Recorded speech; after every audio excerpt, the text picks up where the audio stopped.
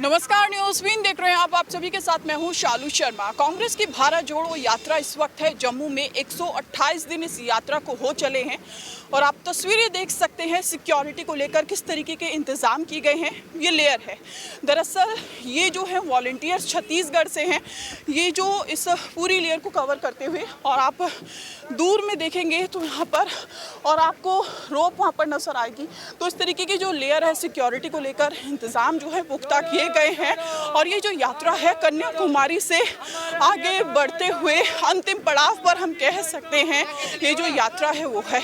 तमाम जो यात्री हैं इस यात्रा से लगातार जुड़ते चले जा रहे हैं और जम्मू में हम कह सकते हैं कि अच्छा खासा रिस्पांस इस यात्रा को मिलता हुआ नज़र आ रहा है। इस वक्त ये जो यात्रा है वो है जम्मू के सांबा में और आप तस्वीरें देख सकते हैं चारों तरफ आपको भारत जोड़ो यात्रा को लेकर नारेबाजी होती हुई। वॉलंटियर्स से हम बात करने की कोशिश करेंगे।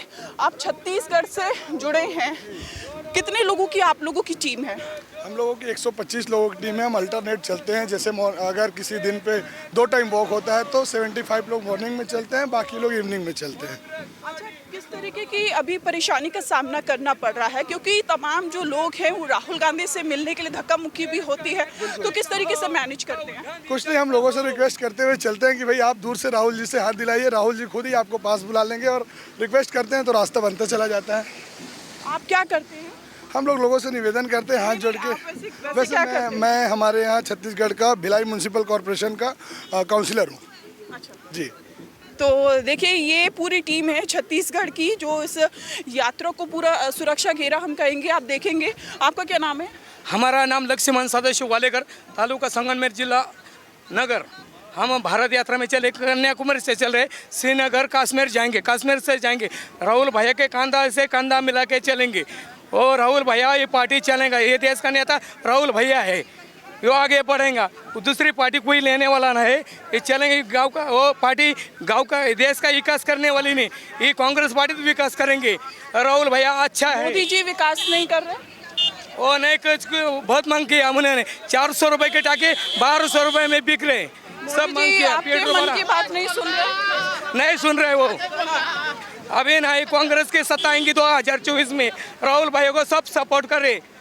अभी कांग्रेस का जी खाने का है, कांग्रेस जीत जाएंगे अभी 2024 में। हमारे महाराष्ट्र के लोग चलेंगे। एक तरफ कह रहे हैं कि जो यात्रा है उसको चुनाव से जोड़कर मत देखिए, दूसरी तरफ आप कह रहे हैं कि 2024 में जो है वो इसमें राहुल गांधी आएंगे केंद्र में। राहुल भैया का कुछ मानना नहीं है, जनता का मानना है। कांग्रेस का मतदान करेंगे, उसको वोटिंग करेंगे, कांग्रेस पार्टी को। सर आपका क्या नाम है?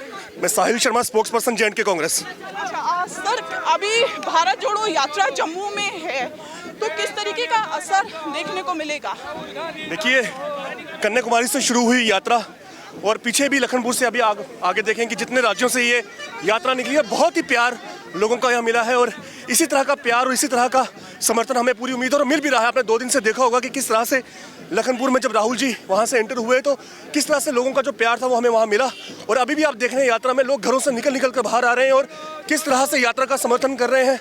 उन्हें उम्मीद है कि एक लीडर निकला है जो उनके मुद्दों की बात करता है, जो उनके इश्यूज को उठा रहा है, और उसी पर यकीन करते हुए वो लोग जो है राहुल जी का स्वागत करने के लिए आज रोड पर हैं। 2024 में समर्थन मिलेगा?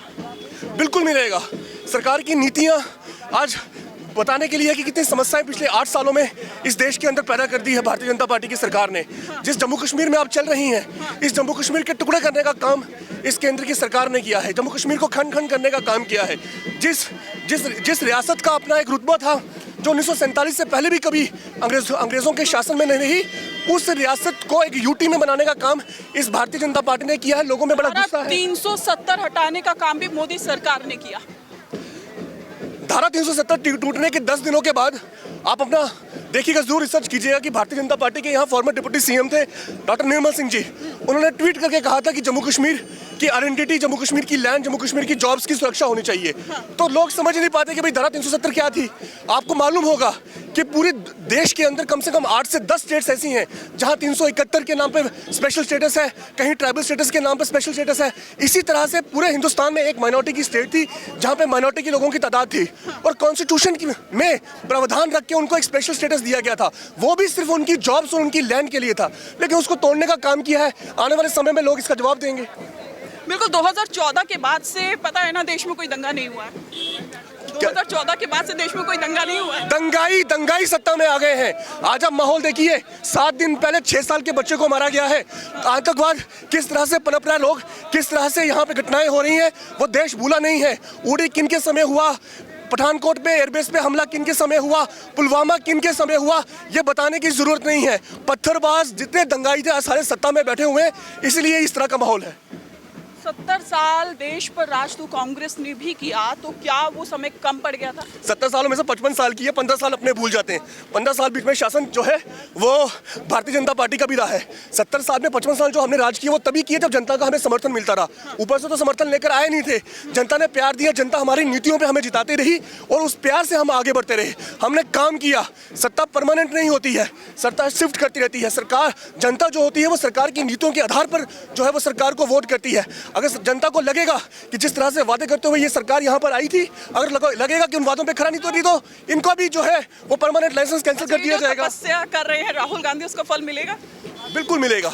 तपस्या सिर्फ राहुल जी नहीं कर रहे हैं, इस देश का हर नागरिक जो है वो एक तपस्या करता है, वो काम करता है, वो भी तपस्या है। कोई बिजनेस करता है तो उसी तपस्या, तभी राहुल जी ने कहा था कि ये देश जो है वो तपस्वियों का देश है और हमें जो है वो उसकी कदर करनी चाहिए, अपने इंस्टीट्यूशंस की कदर करनी चाहिए, अपने देश के लोकतंत्र की कदर करनी चाहिए, तभी ये देश आगे बढ़ता है।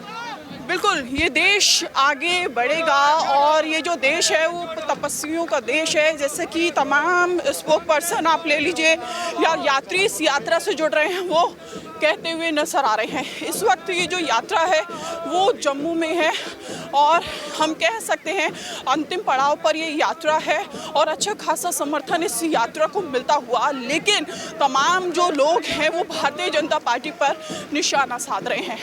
अपने सहयोगी विवेक कृष्ण सक्सेना के साथ मैं शालू शर्मा, न्यूज़ क्वीन के लिए। वीडियो पसंद आए तो लाइक शेयर कमेंट करना मत भूलिए। नमस्कार।